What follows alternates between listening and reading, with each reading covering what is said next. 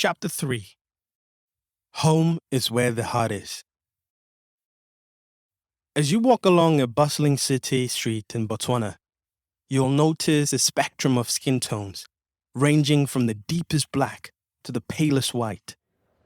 Over the cacophony of traffic, you can hear snippets of dialogue in a multitude of languages.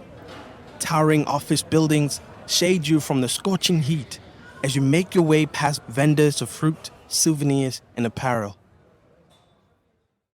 I was born in Francistown, Botswana's second largest city, commonly referred to by the locals as the ghetto, the heartland and capital of my mother's tribe, the Bakalanga. It fills me with a sense of immense pride to be from there.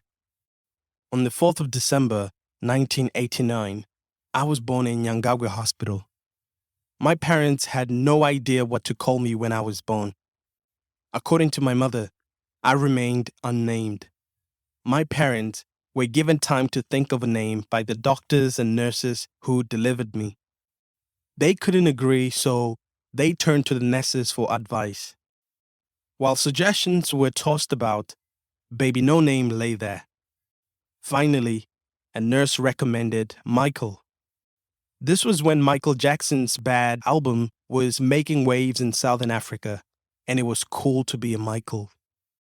My mother and father considered a number of other names for me before settling on that one, some of which I shall discuss in more detail here. I'm very relieved that they did.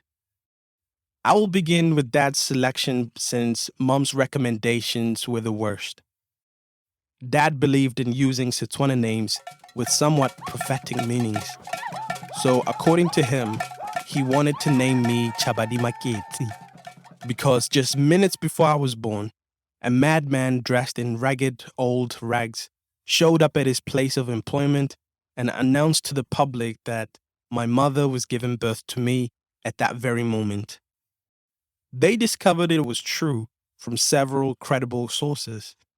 After all, how could a madman have known otherwise? They didn't have smartphones back then. So my dad wanted to give me that name because that's what the madman insisted I should be called. Chabadi Maketi. A name that can mean a person who amuses the crowd, a crowd pleaser, or a national comedian. For the record, I would have loved that name, but it was way too long. Add that to my last name and we would have reached all the 26 letters of the alphabet. It's a good thing my mom stubbornly refused to go with that moniker. All Setswana names have special and sometimes hilariously funny meanings. It is customary, for example, to name your first child Wantla, which means number one in English. The second child may also be called Wabobedi, which means number two, and Waburaro means child number 3. Now, I won't continue with the counting because you get the point. In my culture, naming a kid is as easy as 1, 2, 3. This is why I don't understand why my parents made naming me seem so difficult. I've included a list of my siblings in a chronological order with their names translated into English. Now, the firstborn, Buitumelo, meaning happiness.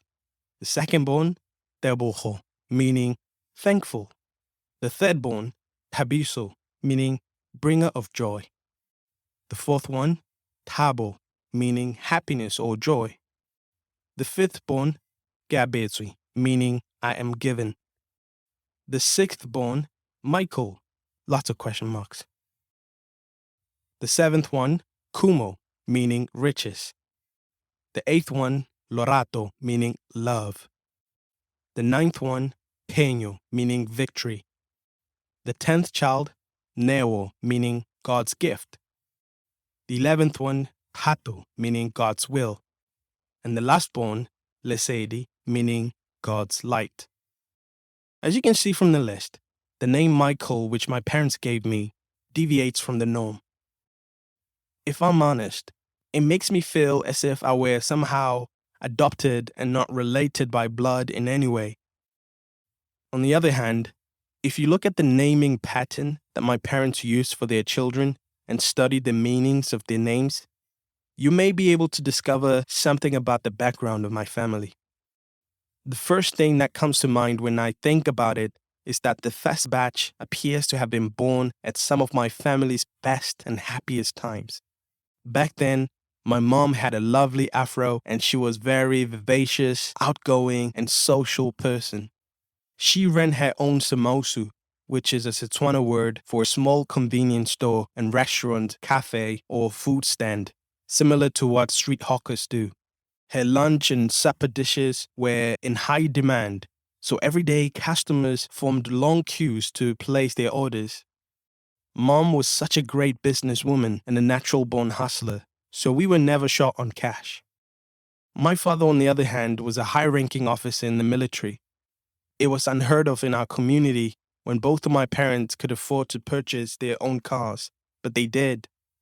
When we resided in the BDF Donga, which was a military housing camp for the Botswana Defense Forces, at one time, there were only 2 households total that had a black and white television.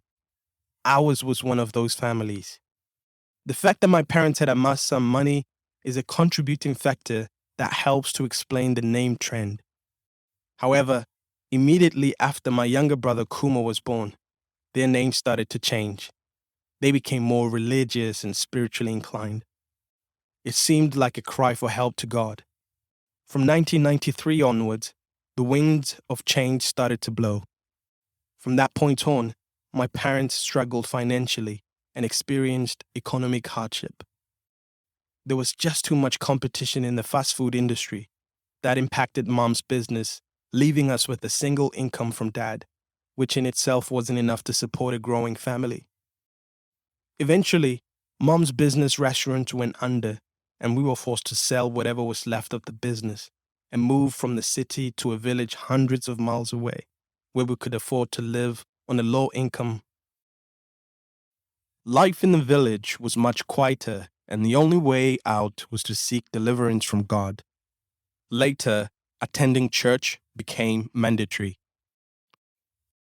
Circling back to my dad, when my mother objected the name Chabadimakit, my father went back to the drawing board and came up with the traditional Setswana name Thuso, which literally means helper.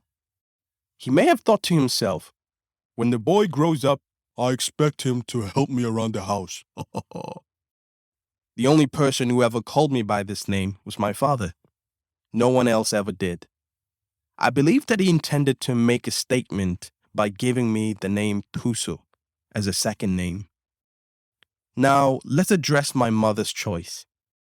The following chain of events reveals how my mother came up with the name for me. Don't say I didn't warn you. Mom said she so happened to be listening to the radio in the hospital bed the night before I was born. She was following a news report about a civil war that erupted in Liberia when rebels entered through the Republic of Côte d'Ivoire with the intention of capturing Liberian President Samuel Doe. Mom, perhaps under the influence of morphine and the pressure of finding a name for me before I showed up, decided to go with the name Doe. Yep, Doe, as in John Doe, is my alternative middle name. Although it is not an official one, it became my moniker, and Mom used it anytime she was upset with me. Because I detested this moniker, my siblings began using it to get back at me whenever we fought. I should have been wise and kept my dislike of the name to myself. However, you live and learn. I liked being called Michael at school. When I was alone with my father, he called me Thuso, but my mother called me Doe. As you can imagine, I was a confused child. I wish I had met with the nurse who recommended my name be Michael. I'd give her loads of hugs for saving my life.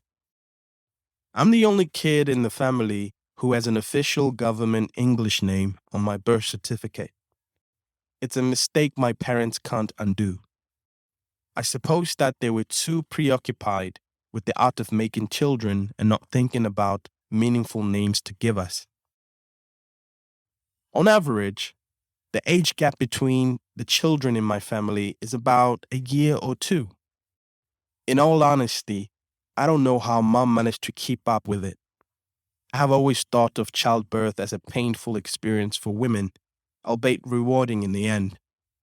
Mom made it look easy.